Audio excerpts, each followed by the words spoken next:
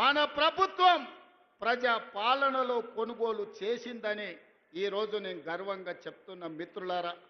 అందుకే ఈనాడు రైతాంగం మొన్న జరిగిన మీరు చూసిన రైతు భరోసా కార్యక్రమం అందరూ అనుకున్నారు గోతికాడి నక్కలాకి ఎదురు చూసిండ్రు.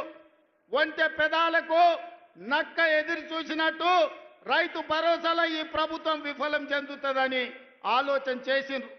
నేను చెప్పిన 9,000 కోట్ల రూపాయలు 9 రోజుల్లో రైతుల ఖాతాలో వేస్తామని చెప్పి 70 లక్షల మంది రైతులకు 9 రోజుల్లో 9,000 కోట్ల రూపాయలు వేసి రైతు ప్రభుత్వం, ఈ ప్రభుత్వంలో రైతును రాజును చేస్తాం. మా ఉద్దేశం, మా లక్ష్యం వ్యవసాయం దండుగ కాదు, వ్యవసాయం పండుగ చేస్తామని చెప్పినాం.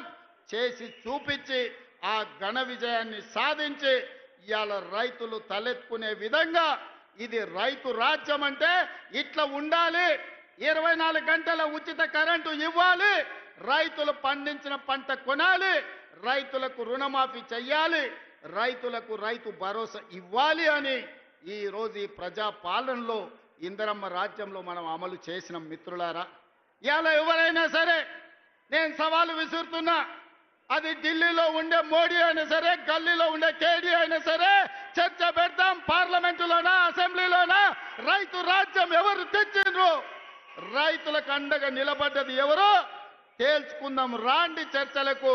కేసీఆర్ వస్తాడో, కేటీఆర్ వస్తాడో, కిషన్ రెడ్డి వస్తాడో, నరేంద్ర మోడీ వస్తాడో, కాంగ్రెస్ పార్టీ కార్యకర్తలను తీసుకొని నేను వస్తా అని సూటిగా సవాలు విసురుతున్న మిత్రులారా, మీకందరికీ తెలుసు మహిళలు కాంగ్రెస్ పార్టీ ఈ దేశానికి రాష్ట్రపతిని మహిళను చేసింది. కాంగ్రెస్ పార్టీ ఈ దేశానికి ప్రధానమంత్రిని మహిళను చేసింది. ఆ ఉక్కు మహిళ శ్రీమతి ఇందిరాగాంధీ ఈ దేశంలో సీలింగ్ చట్టాన్ని తీసుకొచ్చి వేలాది ఎకరాలు, లక్షలాది ఎకరాల భూములను దొరల గడిలలో మూలుగుతుంటే ఆ భూములను గుంజుకొని దళితుల, గిరిజనులకు పంచిపెట్టింది. ఇల్లు లేని వాళ్ళకు ఇందిరమ్మ ఇల్లు ఇచ్చింది, కట్టుకోవడానికి పట్టా లేని వాళ్ళకు ఇంటి పట్టానిచ్చింది. దున్నుకునే వాడికి భూమి లేకపోతే దున్నేవాడికి భూమి అని గ్రామాలలో 25 లక్షల ఎకరాల భూమి ఇవాళ ఇందిరమ్మ ఇచ్చింది. ఆదివాసీలకు 10 లక్షల ఎకరాల పోడు భూముల పట్టాలు ఇచ్చింది ఇందిరమ్మ ప్రభుత్వం. ఇవాళ పేదవాడు సొంత ఇల్లు ఉన్నా, సొంత ఇంటి స్థలం ఉన్నా, దున్నుకోవడానికి భూమి ఉంది అంటే అది ఇందిరమ్మ ఇచ్చిన భూమి, ఇందిరమ్మ ఇచ్చిన ఇల్లు పట్ట, ఇందిరమ్మ ఇచ్చిన ఇల్లు అని చెప్పి నేను ఈ సందర్భంగా తెలియజేయదలుచుకున్న మిత్రులారా. ఇవాళ మీరు ఆలోచన చేయండి. ఇందిరమ్మ ఆనాడు తెచ్చిన సంక్షేమము, అభివృద్ధి ఈరోజు పేదవాళ్ళ జీవితాల్లో వెలుగులను నింపింది. అందుకే ఈరోజు ఏ సంక్షేమ పథకానికైనా ఇందిరమ్మ పేరు మనం పెడుతున్నాం.